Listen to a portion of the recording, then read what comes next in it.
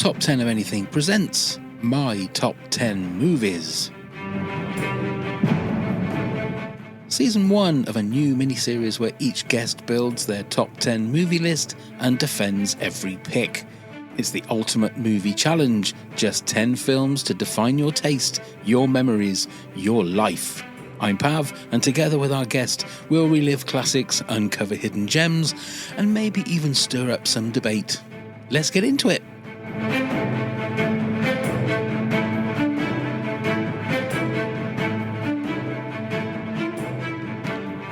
I have to say, when I started thinking about doing this as a little side thing, I realised, because we already did an episode for our greatest movies of all time, and I think 8 of those have changed for me now compared to when I did it back a few months ago. So to ask somebody on the spot to say, right, you've got to come up with your top 10 movies, it's nigh on impossible. It is impossible. I've got 17. Yeah. And one of them I just thought of just now. Really? Oh. Well, it's the gift that keeps on giving, is all I'm going to say, Ashley. Yeah, but I'll try and be brief. That's fine. Don't worry. I was going to say to you, what I'm trying to do is make this around about an hour, but we'll see. We'll see how we go. Yeah, I've tried to stick to the same rules as I did for the 60s albums. Okay. What, you've got the vinyl for all these, have you? No.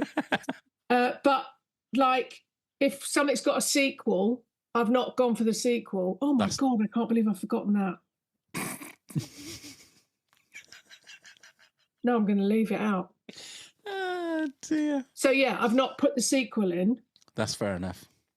But that's hard. Yeah. Yeah.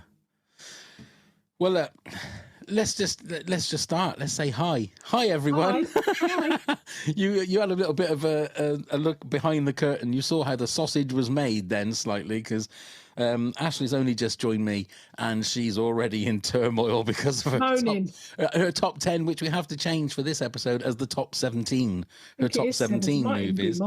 So I think she is going to have to do it on the fly in regards to edit her list. But hello, everybody. Welcome to My Top 10 Movies, episode 3 of season 1 of this little extra side podcast that I've decided to do, where I get a chance to chat to some of my favourite people and put them through hell, basically, which is what I'm going to do. And this week is one of my favourite people, right back from the This Country days and the WTAF This Country podcast, where... and I've said it before, I was amazed that she even said yes, she would come and talk to us.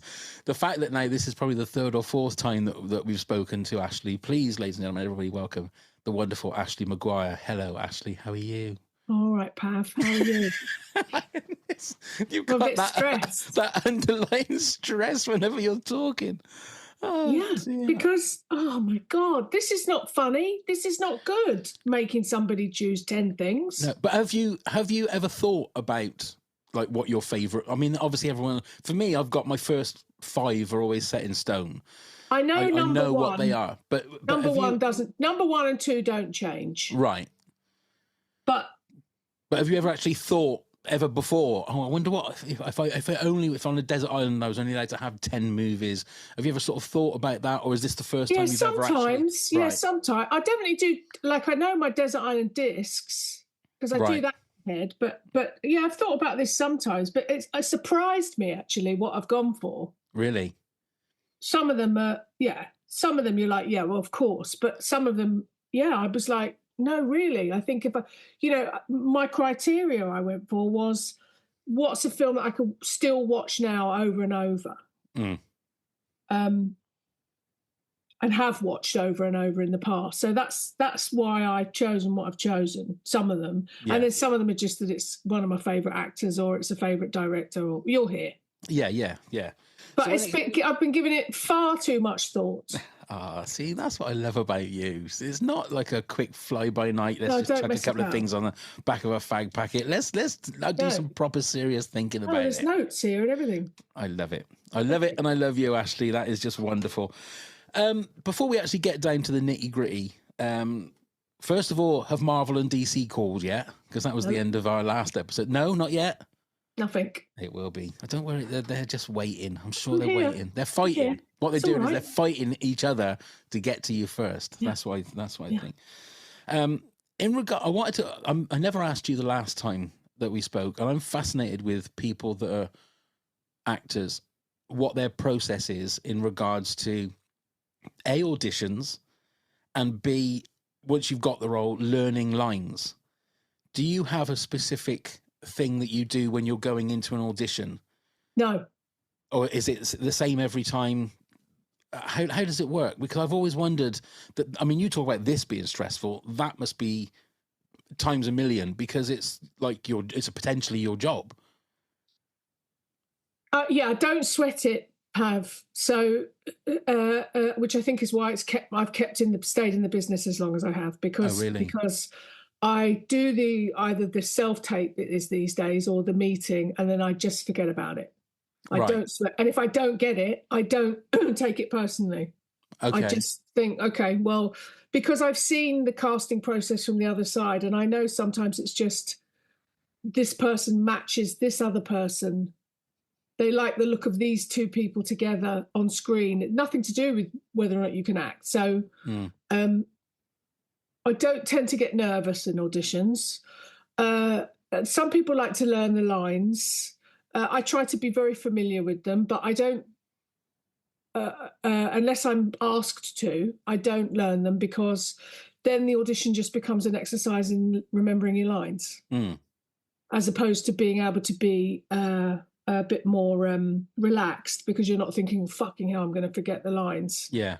And then you can try it lots of different ways. And the way that I learn lines is there's a great app called Line Learner, where you record your lines and then the lines of, if it's a duologue or whatever, whoever else is speaking, and then I just play it over and over and over and over and over, like until it drives me mad. And also I look at the page, and somehow my silly little brain takes a picture of it. Really? So I can see the grid, like I can see the layout of it. So sometimes if I can't remember the line, I'll know that it's just a small bit of writing, and then I'll think, oh yeah, that's just like stand up. Yeah. Or, wow. Whatever. Yeah. So a little bit of a photographic memory, but mostly just repetition. So when it comes to something like, say, the audition for This Country, which is like a main role, isn't it? That's like a big role within the show. No, it was one episode. See, when it started, it was one episode. Yeah, it never feels like that. That doesn't, because Big Mandy is always literally a big character. But in regards, when I think about This Country and the fact that I've dissected it and seen it so many times, it's Kerry, Curtin, the Vicar, Big Mandy, Martin. It just rolls off the tongue as what it's like. Not just a little character on the side. It's a big character that's there. Well, she grew, I think. But yeah, it was just one. It was one episode. That's what I auditioned for. And she laughed straight away, Daisy, because I walked in. I was riding a motorbike at the time, right? So I walked in a motorbike jacket, which I'm sure didn't hurt. But when I walked into the room, they did something which I don't like very much. The casting director, when they perhaps they might be having like a Big Mandy morning. Right. So they just do one after the other. So you all see each other. Yeah. And I don't think that's very cool. Normally, a good casting director will stagger who's coming in and, put like a different character coming in after you. So you don't have to see the people that you're up against. No. But for this one, I walked into a room full of Big Mandys. Potential Big Mandys. Yeah. Quite big names. Yeah. But I just looked at them all and thought, you can all go home. Really? You can all go home. Yeah. Sometimes you read something and you just know. So I came in and I said to Daisy, there's a load of other Big Mandys outside, but we should just tell them all to fuck off, shouldn't we? And she really laughed. And I think that helped. And also the fact that I was in this massive biker jacket. And the rest, as they say, is history. Is history. But then when it comes to something like that, and then like when you were a Death Eater, you were a Death Eater in Harry Potter, weren't you? Yeah. But that was just like, there was no lines, you were just in the background. Yeah. How do you audition for something like that? Or is it just the fact that they like the look of you and they think, right, yeah, you stand there and done. But you must have to audition for that. I don't quite know what happened with Harry Potter because my mum did the first 5. I think I've told you this story. That's she right. did the first 5 and then she died. Yeah. And I wrote to David Heyman, one of the producers, and said, if there's anything that comes up, I'd just like to be able to finish off my mum's story. Yeah. And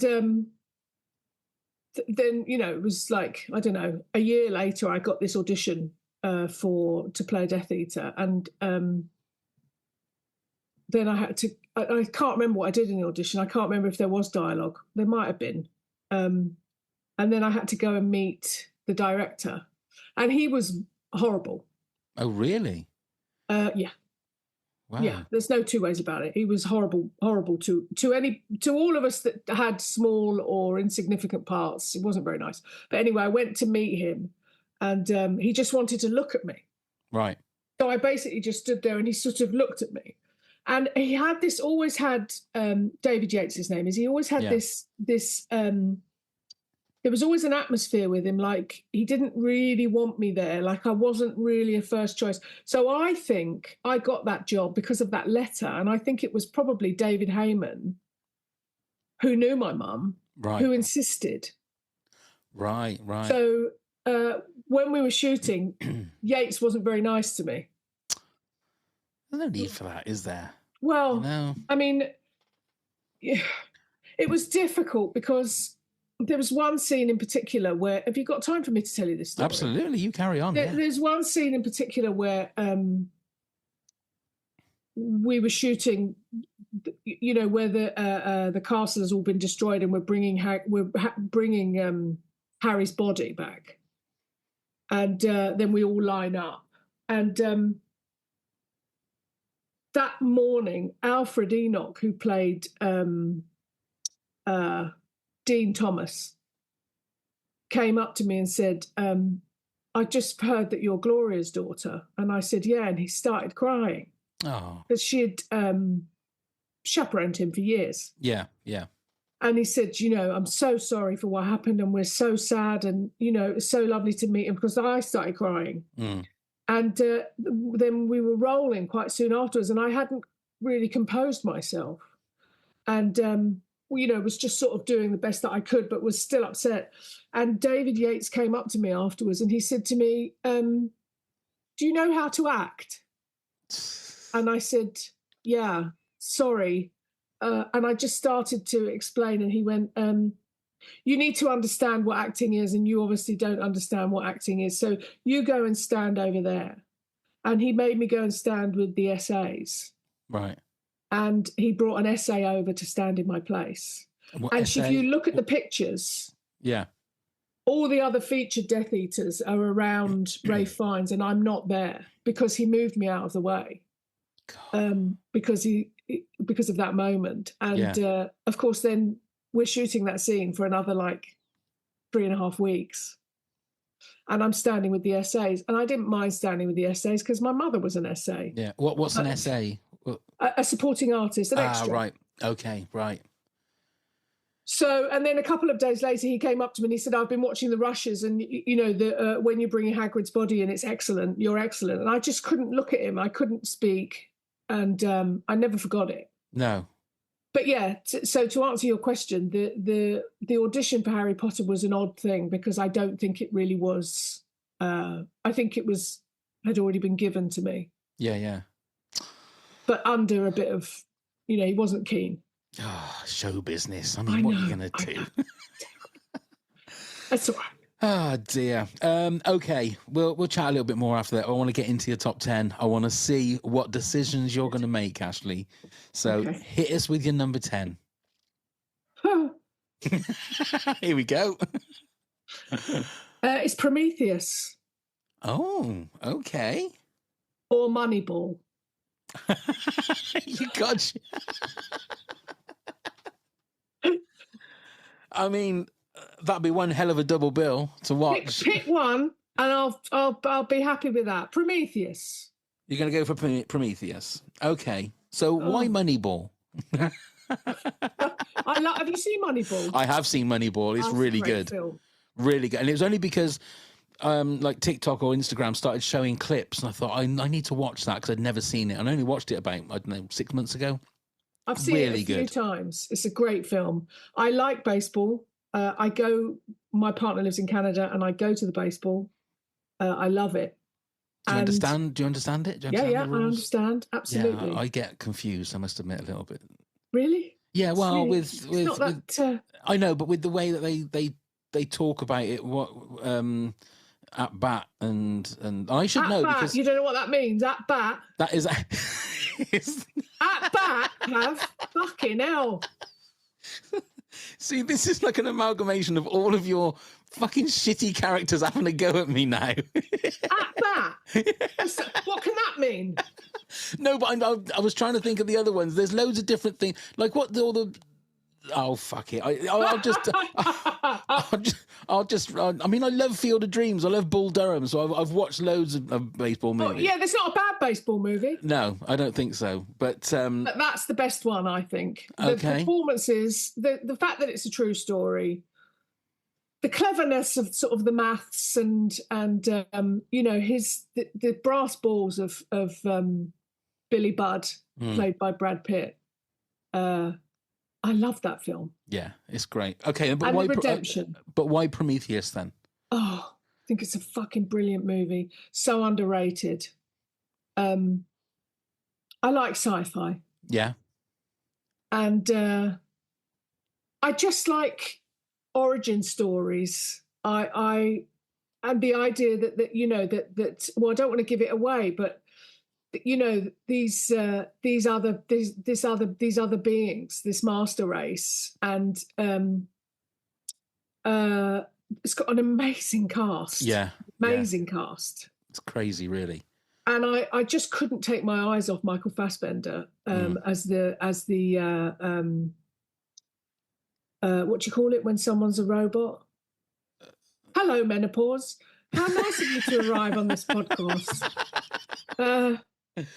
Let's open the door and welcome it in, shall we? Hello. Oh, how nice. Oh, great. You can't remember the word for Don't worry, I can't either. I mean, Android, is that what you're thinking Android. Of? There you go. As the android. Yeah.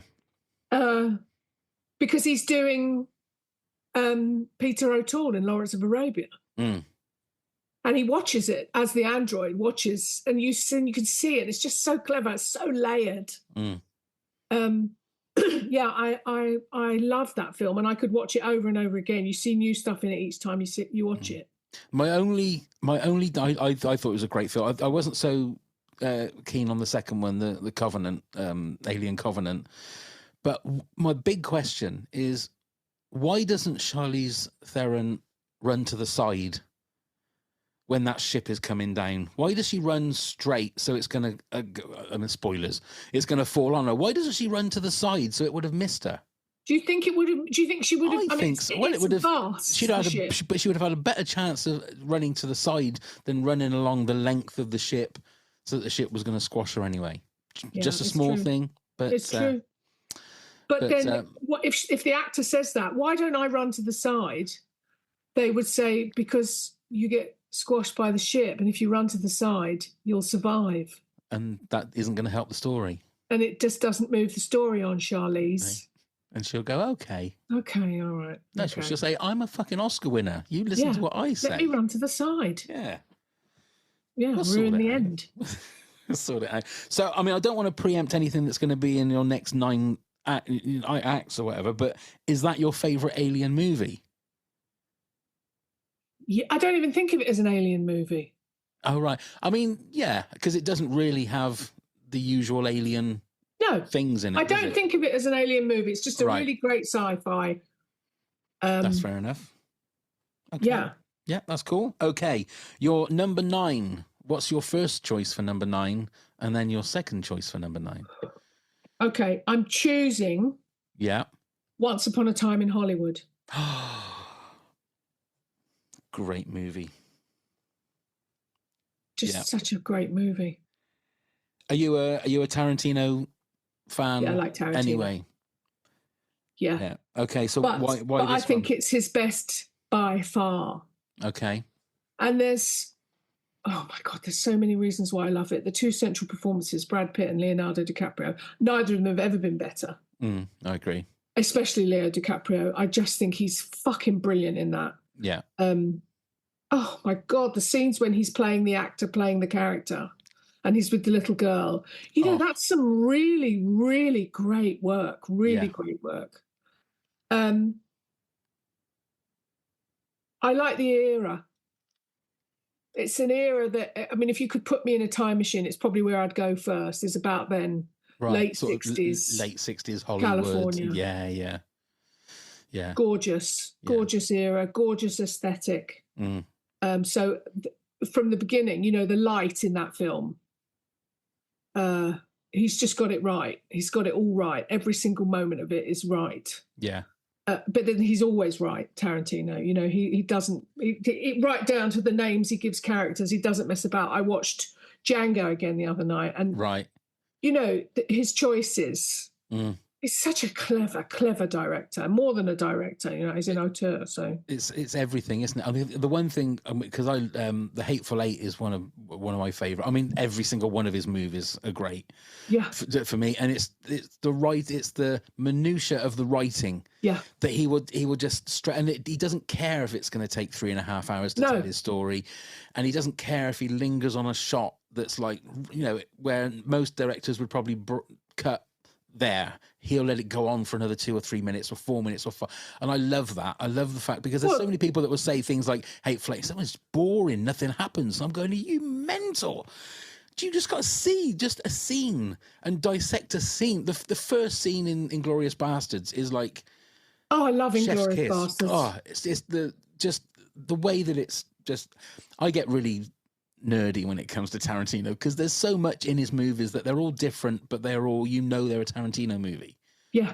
You know, and the beauty that he has, and the gift that he has of somebody walking into a room and you think, my God, they're going to get shot in the face, and that's all you think is going to happen. Like Brad Pitt going to the Spawn Ranch, you think, oh my God, don't go in there because you're going to get shot, you're going to get killed. And Bruce Willis going up to get his girlfriend in Pulp Fiction after he's got Zed. You think, oh, don't go up there, because all you're going to hear is bam, blam. And but he never does what you think he's going to do. Never. And that's the beauty of him. You know, I don't think you can compare him to many directors because you know, there are brilliant directors, but they usually have other writers, and, you know, they just don't have their hands all over it the way he does. And I think Once Upon a Time in Hollywood, I fell in love with it. And I also loved, from a personal perspective as a feminist, the idea that he saved Sharon Tate and her friends was just, it made me so sad for what happened, but so grateful to him for giving her an alternate ending. Yeah. And a really happy ending. And a happy ending. Yeah. And that, you know, because, it was terrible. And, you know, getting the better of those poor fucking kids who were, you know, destroyed by this mind control and acid and, you know, all the rest of it. But, it's a great film. Great film. Good. I couldn't leave it off the list. I tried, but I couldn't leave it off because my other number 9 is Nil by Mouth. Oh my God, yeah. I mean, if you talk about harrowing, but the reason it Once Upon a Time made it and Nil by Mouth didn't is because I've only seen Nil by Mouth once, because you can only watch it once. I was just about to say the same thing. I've only ever seen it once, and it is not the kind of movie that if you're thinking, what should I watch? I'll tell you what, let's stick Nil by Mouth on. That'll be fun. You can't do it. No, you can't. No. I might have seen it twice when I was at drama school. We might have got into it and might have seen it twice, but no more than that. But you know, that's a movie of performance without doubt. Okay, your number 8 then, please. After all that, right. Hold on. Where's the list? Okay, number 8. It's Rachel Getting Married. Oh, okay, right. I've never seen this, so tell me about it, please. It's Anne Hathaway. Okay. And she plays a drug addict whose sister Rachel is getting married, and Anne Hathaway comes out of rehab to go to the wedding that is at their mum and dad's house. Their dad's house. The dad is now married to someone else. Her mother is played by Deborah Winger, actress, fucking brilliant actress. Everybody in it is superb. The story is beautiful, sad. I'm not going to give it away, Pav, because it will ruin it for you. But it's also, I've chosen Rachel getting married because if I was going to get married, it would be that would be the sort of wedding that I would want. They have it in the house, and she's marrying a musician, so all of the musicians are there, and they play a lot. And the guy who plays her husband to be is that's Rosemary DeWitt's playing the sister, and her husband to be is played by the lead singer of TV on the Radio, whose name I should have looked it up because I knew I would mention him, but it's Tunde something, but it's beautiful. I've chosen it because, again, I could watch it 1,000 times. It's the script is out of this world, fantastic acting. It's about grief, so there's some hard work being done in the film, and like real life, it's not necessarily going to go the way you want it to. Anne Hathaway is another one of those actresses that seems to be able to do it all. She's a great actor. I mean, she's sometimes people they don't know why they like somebody, but they like them, and they don't know why. And it's because it's always because they're present. Right. Because they're in the moment.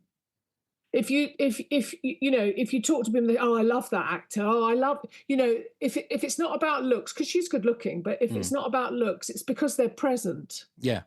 So if they're present, we're with them. And also, because she seems to do a lot of different stuff as well. It's not glamour roles, is it, that she does? She does a lot of gritty, sort of not dirty, that's the wrong word, but sort of, gritty real life roles, as well as some of the big budget kind of things, which, it's quite handy to be able to do that, isn't it? Because I always think of people like, say, Daniel Radcliffe, or those kind of people where they've made their money. He can do whatever he likes. Then they can go off and do these quirky kind of movies. Robert Pattinson's another one, I suppose. I mean, Brad Pitt has always done it, though, hasn't he? He's never done. Johnny Depp is another one, I suppose. Pirates of the Caribbean is one that he's going to make a lot of money from, but they never seem to do glamorous roles. No, and I mean, Brad Pitt is hugely intelligent. He's so. I mean, and he's a real student of film, so he's got impeccable taste, I think, Brad Pitt. Yeah. Him and who's the other one who, no matter what film he's in, I always want to see is, he was in The Green Mile, plays the bad guy in The Green Mile, and is in three billboards. Oh, yes. Oh, Christ. That menopause is catching. Fuck, why can't I remember his name? Rockwell. Sam Rockwell, of course. He's got great taste. So if he's in a film, I'll watch it because I know. And the same with Brad Pitt. If he's in it, it's going to be good. Yeah, I agree. Okay, then your number 7 then, please, Ashley. Okay, so this is a double header again. Okay. It's The Outsiders I've gone for. Okay. And what was the other one? Dracula. Okay. Bram Stoker's Dracula. Is that the Coppola Dracula? Yeah. Okay. Yeah. Okay. And both of these are because of nostalgia. Right. Okay. So The Outsiders obviously was a movie when I was just a teenager. And it's got almost the entire Brat Pack in it, looking young and beautiful. It's my favourite book of all time. And I think it's a faithful adaptation. It's also Coppola. They're both Coppola. Right. I must admit, I've never seen The Outsiders. It's a lovely film. Is it great, is it? Yeah. So I mean, it's Matt Dillon, Tom Cruise. Emilio Estevez, Patrick Swayze, Rob Lowe. Oh my Imagine, God. it was so good looking, the movie, if nothing else. But it's so what's the main gist of the story for three the Outsiders? brothers, the eldest brother's bringing up the others because the parents died, I think in a car crash, if I remember rightly. It's in the 50s. They're in a gang. They're the Greasers, and the rival gang is the Socias, which is like the preppy boys, the smart rich boys basically versus the poor boys. Right. And a tragedy happens, and three of them have to run away. And one of them that has to run away is Pony Boy, and he's the youngest of the three brothers. It's him that we follow. Pony Boy is the writer, so he's also the narrator. And the three brothers are called Pony Boy, Soda Pop, and Dallas, and it's great. It's great story. So they have to run away to get away from what's happened, and then Gonna have to other give that one drama ensues. Yeah. And as for Dracula, I mean, I love that movie. Me as too. Much as you I have can quote it almost verbatim. I mean, the Keanu Reeves of it all, where he's, I know that Neil also, I know where the bastard lives and all that kind of stuff. But Anthony Hopkins is great in it, and Gary Oldman is just another level in that movie. I had to pick a Gary Oldman movie, and it was that or Prick Up Your Ears. Right. But I went for Dracula because, again, both Coppola, and I could quote it verbatim. It's a bit cheesy. I watched it not so long ago, and it's a bit cheesy now when you watch it, but it's still great. Yeah. Yeah. And wasn't Nil by Mouth directed by Gary Oldman? Yeah. That is a good one. So with Coppola, have you watched Megalopolis yet? No, a mate of mine who's a film director is like, watch it, it's fucking nuts. Yeah, I've not seen it yet, but I've seen so many videos on it where they're talking about just, you've got to go in there and just let yourself be free with the movie and not expect anything, because all this shit comes towards you and you're just going to there go, what the fuck is going on? Well, he's done what Tarantino does every time, right? He's just done as he's pleased. Yeah. And he's paid for the movie, Whereas I think, Tarantino is a student of pop culture, Coppola isn't. So God knows what it'll be like. No. But Bruce was like, I fucking loved it, man. It was fucking shit and great. Oh, God. Yeah, I'm waiting for it to come out on streaming or whatever, just so I can just give it a try and just. Yeah, I think it's long though, Pav. Yeah, I think it's a good 3.5 hours. But see, I love Adam Driver. I think Adam Driver's one of those kind of actors that it doesn't matter whether it's Star Wars or whatever, he does it like it's Shakespeare. He's present. Yeah, and I love that about him. And he's got such an amazing sense of humor when you see him on Saturday Night Live taking the piss out of himself or whatever. But does it deadpan, I'm looking forward to seeing it. I never got to see it at the cinema because I think it was really long. I think I was going to leave it, but okay, your number 6 then, please, Ashley. It's a Robin Williams double header. Oh, okay. But it's The Fisher King. Okay. Oh my God, what a movie! Well, movie. The / The Birdcage, because fuck me, that's a funny film. Yeah. But for performance and writing and directing, Terry Gilliam. Yeah. The scene where they waltz, and then the waltz, where they're at the commuters at the station, and then it turns into a waltz, and then it turns back to commuting. He said once, Robin Williams, they talked about that scene, and he said, he's an animator. He sees things that we don't. And you see that in Terry Gilliam's films, that he just picks these little moments that are so beautiful. And I think it's my favourite performance of Robin Williams, who I thought was just a great. I don't think he ever got the real dues for being a great, because it was the whole wackiness of Robin Williams. He never seemed to get the real dues for his acting. He was a double Oscar winner. Was he? Yeah. What did he win his Oscars for? Dead Poets Society, was that one of them? He won for Good Will Hunting. He did. And Dead Poets, didn't he? Yeah. Yeah. Maybe I shall edit what I just said out then. Maybe yeah, it's a great. There's a lot of actors that never. that always got his due. Yeah, that's what I did say. I think I did say he always got his due. Yeah, always. I didn't. Well, there you go. Oscar winner for best actor in a supporting. For supporting role, which was for Good Will Hunting. Yeah. But I think he won, not that I agree with awards, but I think he won multiple other awards for Dead Poets as well. Yeah.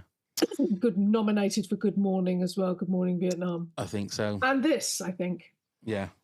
So I mean, so you're going for the Fisher King out of that one and the Birdcage, but yeah. But again, an amazing performance in the Birdcage.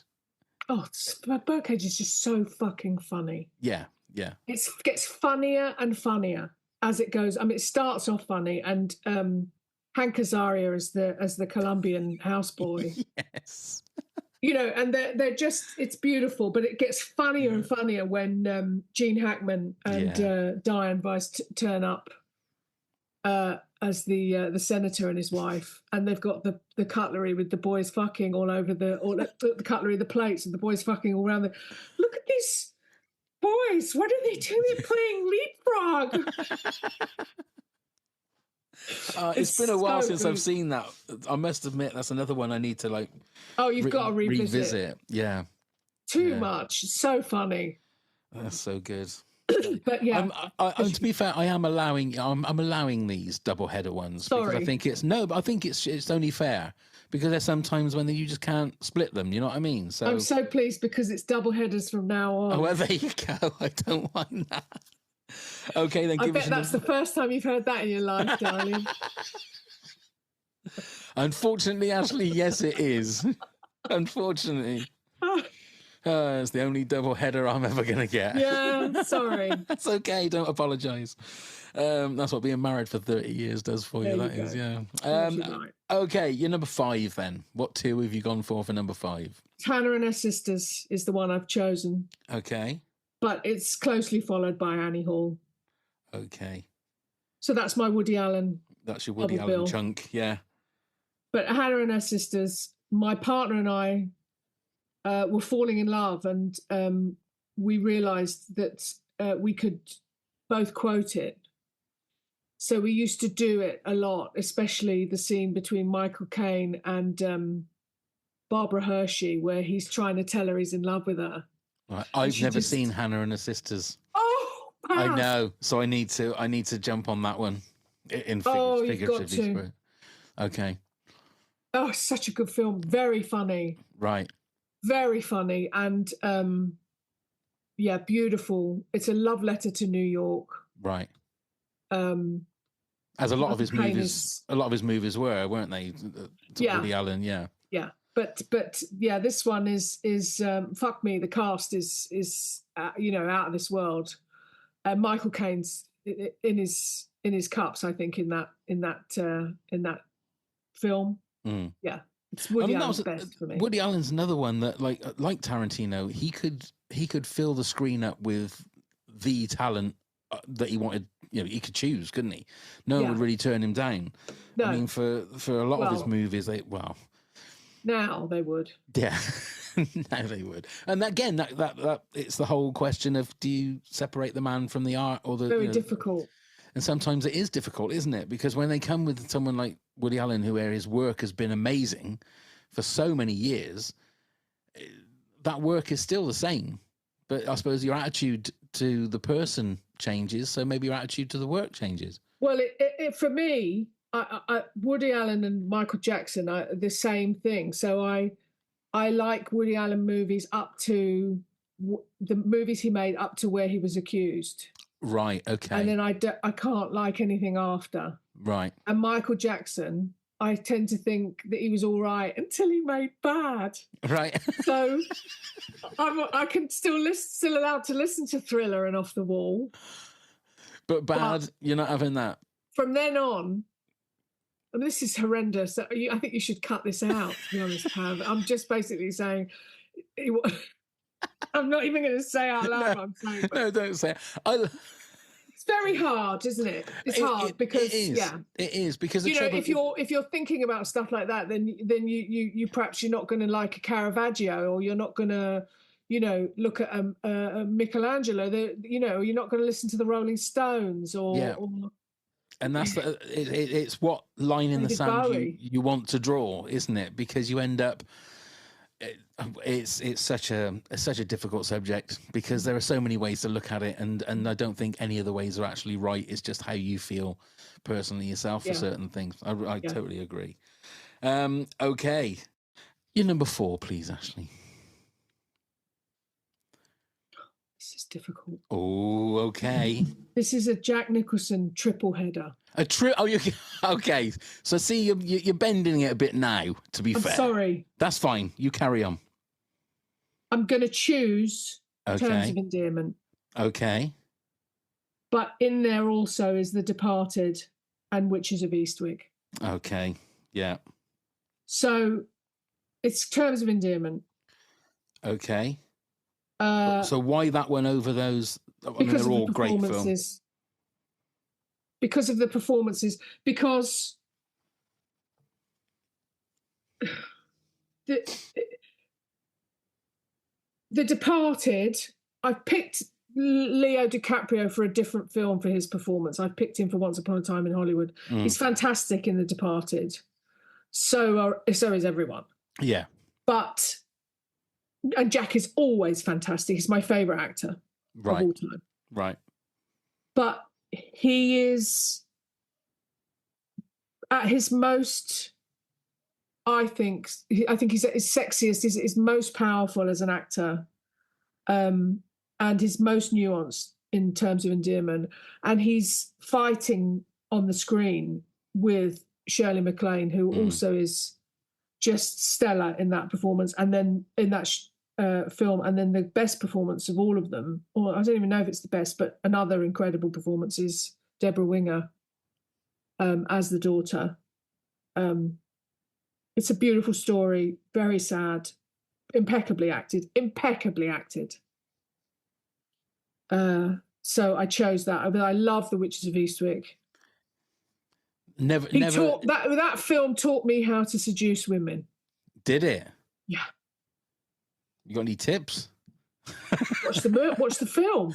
Well, the thing is, I can't do that thing he does with his eyebrow. That was the thing. I taught myself to do it. No.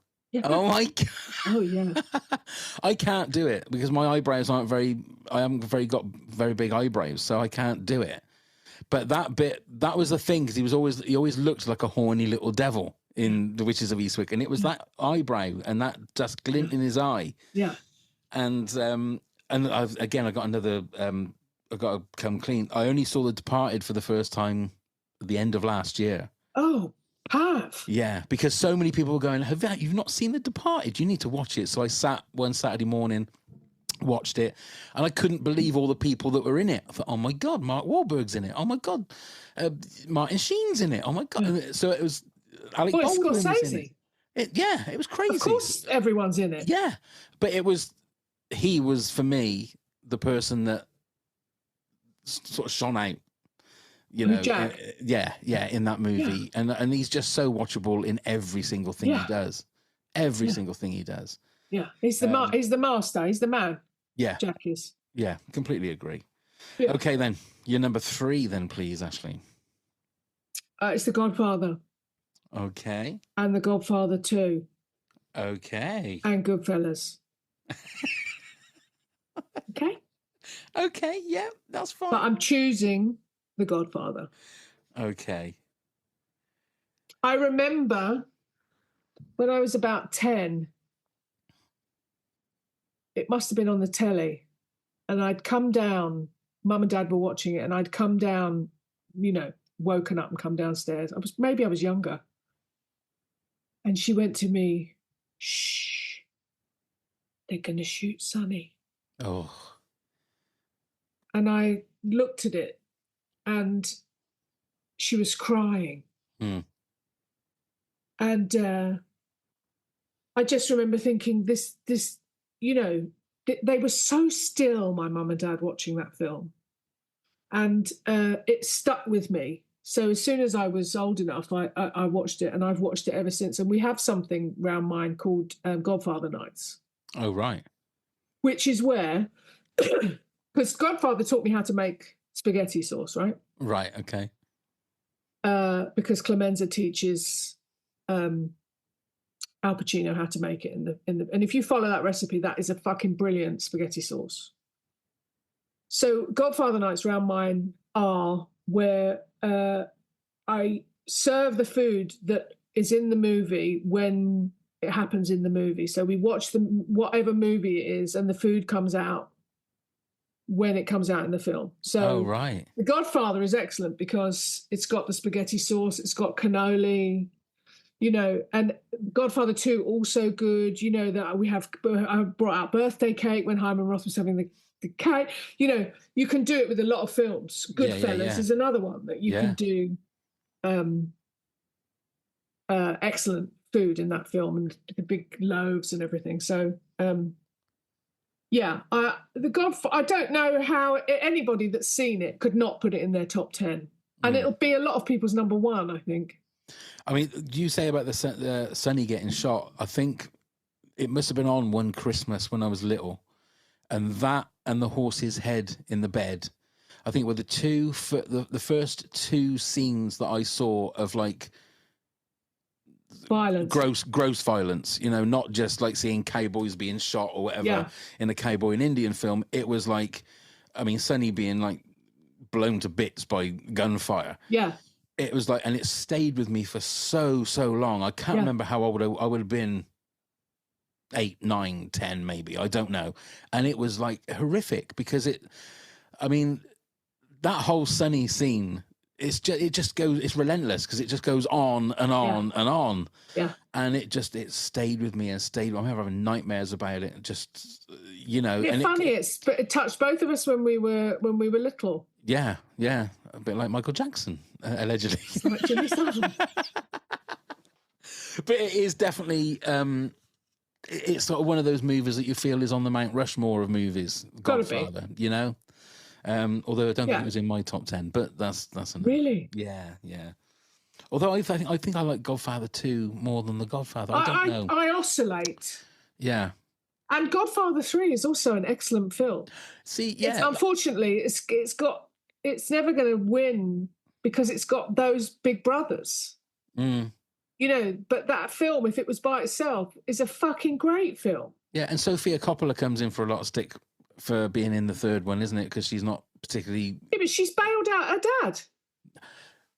Because Winona Ryder was off her face on heroin. That is true.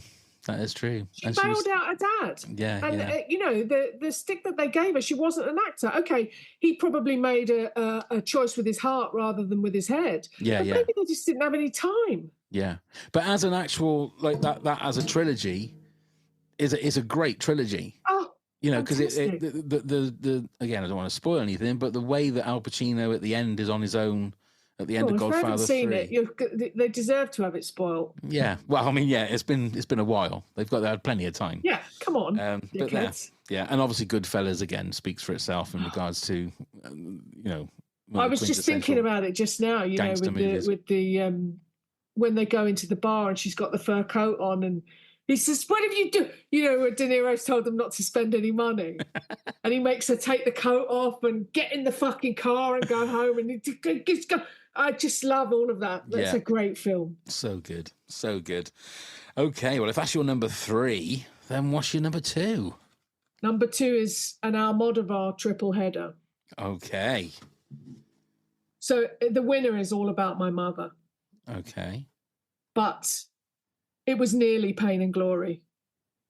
And also I Love Voltaire. Okay. I feel like you don't watch his films, Pat. I don't think I do. No, I don't recognise any of those. So tell me about them. This is another filmmaker in the same vein as Tarantino. Oh, right. Okay. So he writes it with his brother, and his aesthetic is all over it. So Almodovar's films are always about women. Pain and Glory is a departure from that. It's about men in particular, but mostly Almodovar films, he has muses and they're female. So it's often Penelope Cruz. And she's in All About My Mother and Voltaire. I'm not going to tell you about Pain and Glory and Voltaire. You'll have to discover them for yourself. But All About My Mother is oh my God, it's such a beautiful film. I watched it recently. It's about a woman who, for a living, who wanted to be an actor, but instead got pregnant and had a son. And he's a grown-up boy now, writer, lovely, 19. And for a living, she trains doctors how to behave if they're having to tell somebody that their child is brain dead, or that they would like to get the organs and they haven't got a lot of time. And that's what she does. She trains doctors how to deal with stressful situations. And then the son gets killed and his organs get donated. And that's how it begins, the film, with this beautiful boy getting killed. And then she goes back to Barcelona to find the father of him, who he'd never met, because he wanted to meet him. And she promised him just before he died, okay, he could meet him. And the father is a trans woman now. Wow. Oh, right. Okay. And was questioning then. And Penelope Cruz plays a nun in it who looks after a lot of the prostitutes and transvestites who are working Las Ramblas. And it's an incredible film. Okay. An incredible film. You should watch it, Pav. I mean, really. Add them to the list. It's a film you shouldn't miss. Right. Okay. And you'll see everything about what he is as a filmmaker from that film. So we've got one left to go. And so far, your top 10 has got 19 films in. So that's pretty good. I mean, that's pretty good going. I don't think I'd do that for anybody else, actually, to be fair. So sorry.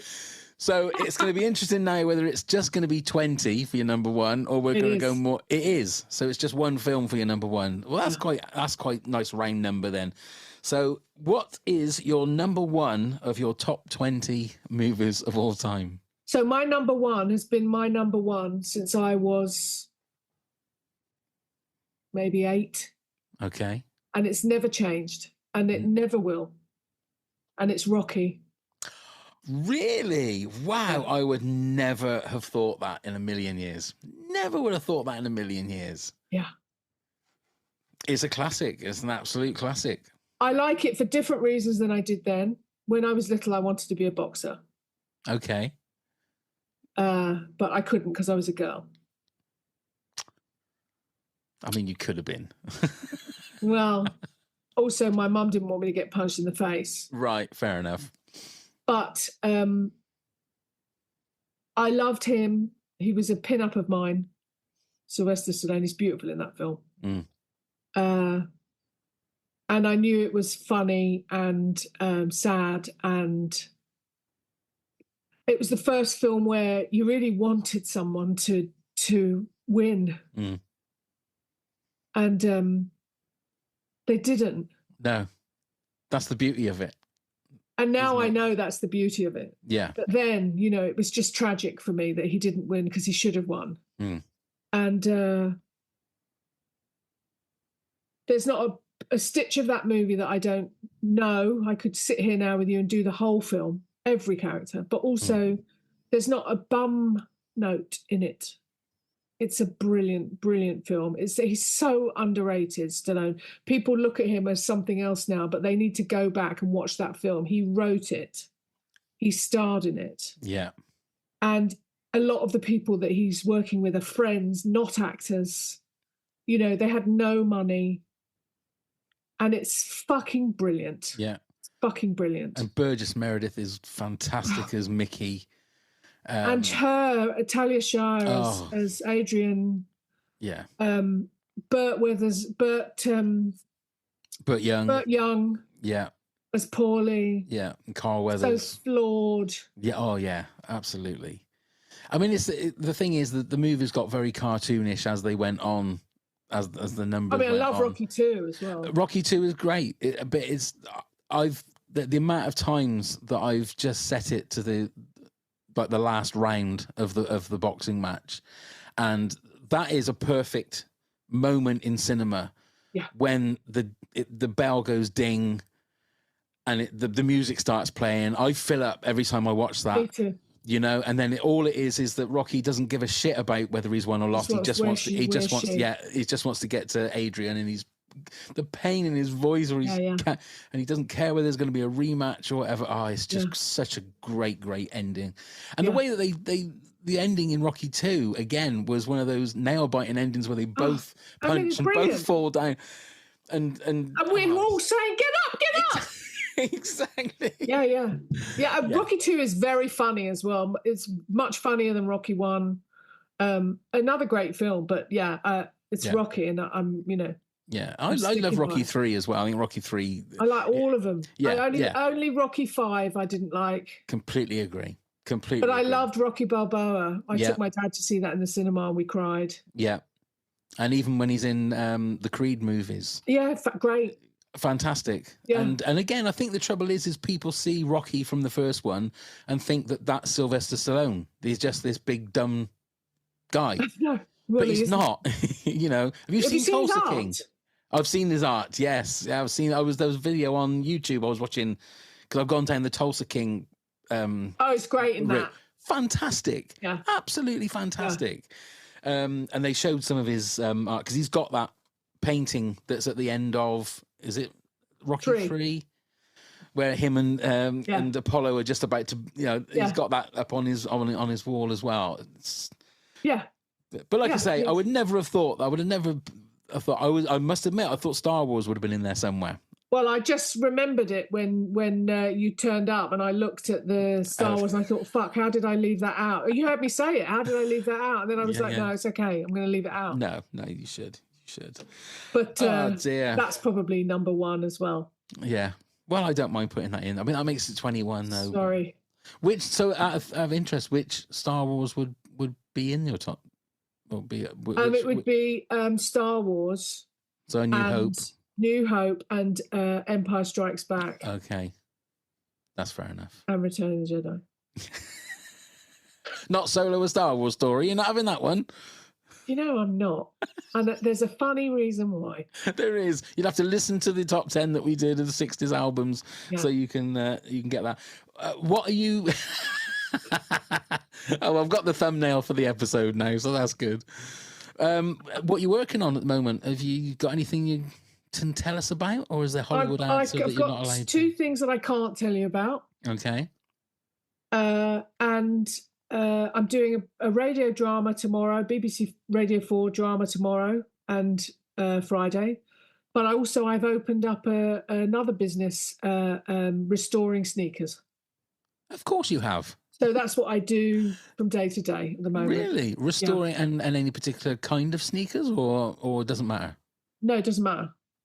So I repair, re-dye, colour, just clean if you want, like a deep clean.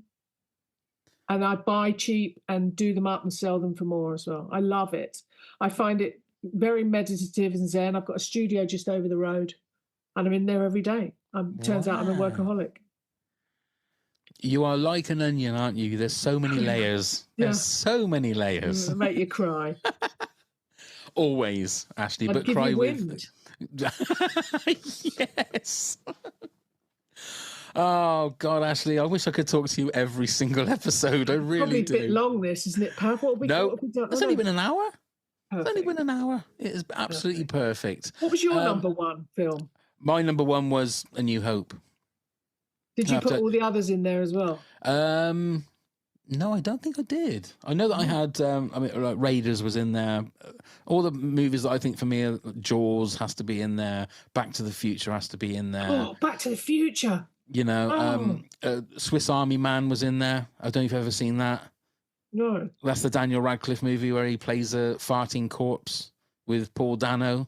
Right. It is one of the most. It's the guys that it's the Daniels that made it. That did. Oh fucking! What was the one that?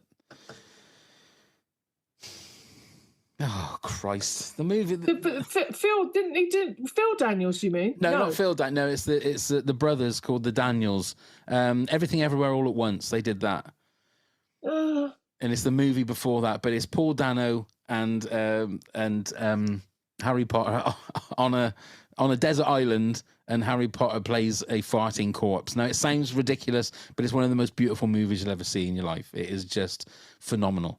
Right. Yeah, so it's one for you to maybe. Okay, Swiss Army Man. Swiss Army Man, it's gorgeous. Yeah, yeah. I take it you weren't a fan of Everything Everywhere All at Once, then. Everything Everywhere All at Once. Paused it. That was the end of it. I was like, okay, if it's everything everywhere all at once, then it doesn't matter if I go and make a cup of tea, does it? No, that's true. That's true.